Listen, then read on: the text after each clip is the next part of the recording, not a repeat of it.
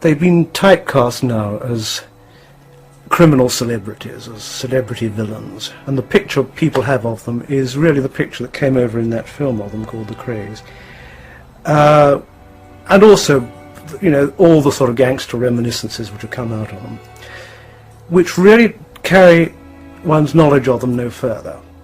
Of course they were gangsters, they committed murder and all the rest of it, but behind it all I think there was the most terrible, sad story, which is of these identical twins, and one of them was abnormal. He'd been damaged mentally as a child by getting, as far as I can make out, a combination of measles and diphtheria together.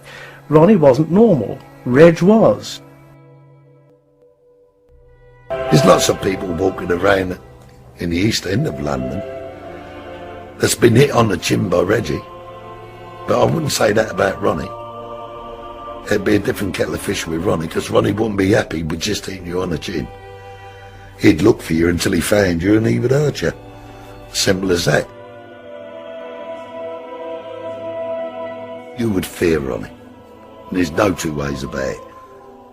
If Reggie sent for you and wanted to see you in Valence Road, you'd go round and see him, you'd have a cup of tea with him and you'd walk out. If Ronnie sent for you, you'd take 6 pairs of pants with you. That's the difference between the two of them. He was feared, and anybody that said they wasn't frightened of him is telling lies. You know, I mean, I've heard loads of rubbish in the papers and seen all the rest of it, and I tell you what, if the man was alive today, they would be shitting themselves, you know, in case he did ever get out. I mean, let's put it this way, I wasn't frightened of him because I knew how to handle him.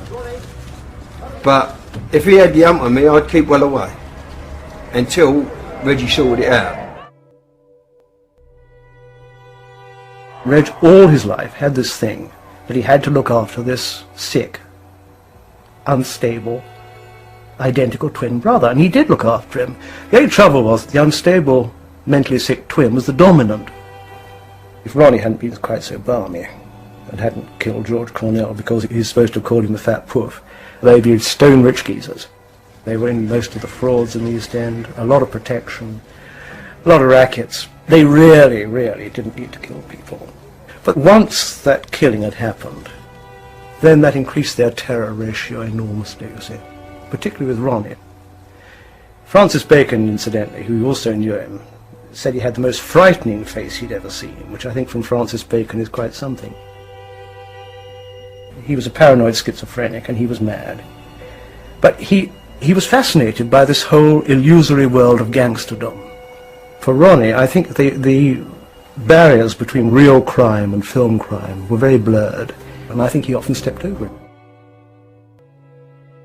I know what fear is. I had nightmares today over what Ronnie Kray done to me.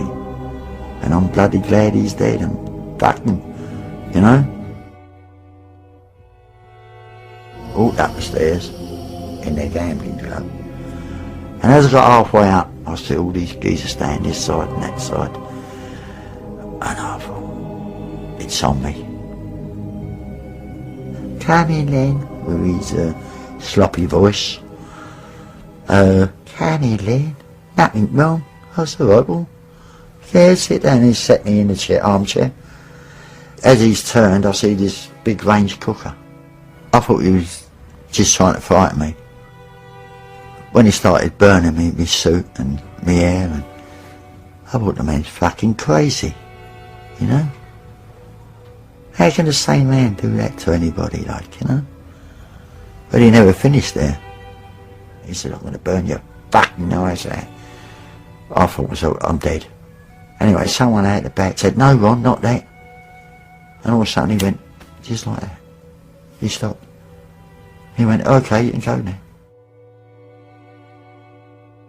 I've been in pubs in the East End, and the Krays had come in, and the pub had empty. People were so afraid of them.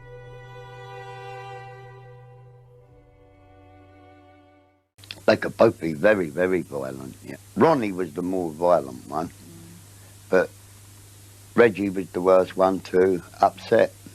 If Ron never had his medication, as he told me, he said, I would go mad. He said, you know, they're the only thing that really stopped me from going insane. He used to rant and lose his temper, and his face used to really distort. But Reggie was very calm. He'd done things very coldly, you know. If he was going to stab you, he'd just stab you. I think where Ronnie would have killed in anger, Reggie would have killed in hate. I can remember someone coming into the club and Reggie Kray shoving a comb through their cheeks. Reggie had a long-tailed aluminium-type comb, steel comb, which he shoved through the man's cheeks, both cheeks, tied in a knot. They rolled him up in a carpet and took him out. They weren't rough, really rough people. They were quite gentlemen, you know. It was only if you crossed their path the wrong way that you suffered. Upsetting the Krays brought swift retribution.